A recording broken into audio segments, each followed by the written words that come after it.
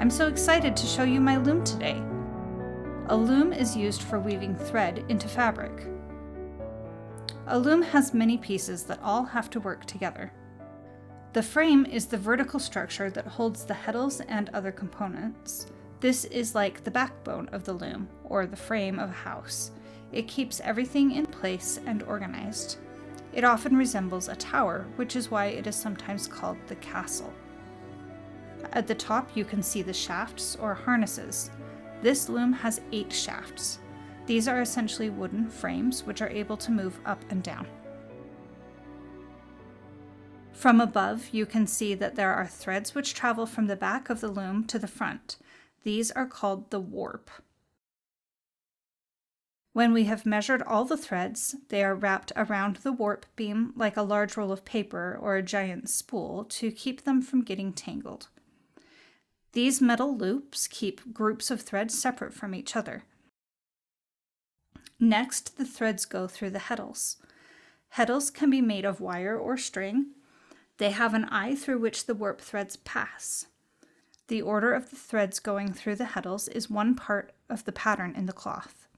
As the shafts are raised and lowered, the heddle moves the thread with it. Think of heddles as the loom's traffic controllers.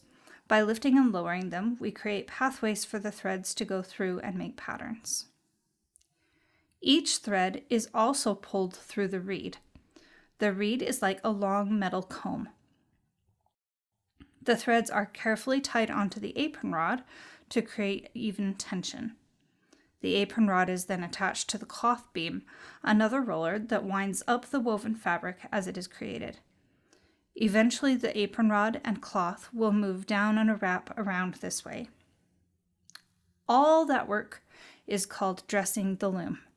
The goal is to start with a nicely tensioned warp with no twisted threads and no pattern mistakes. We haven't talked about how the threads are going up and down.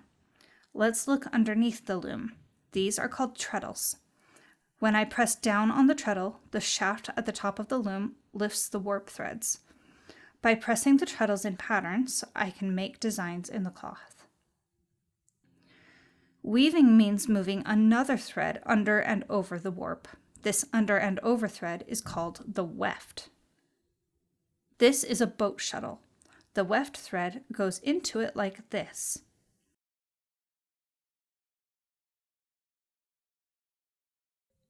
And the shuttle carries the weft through the shed, or the space between the warp threads.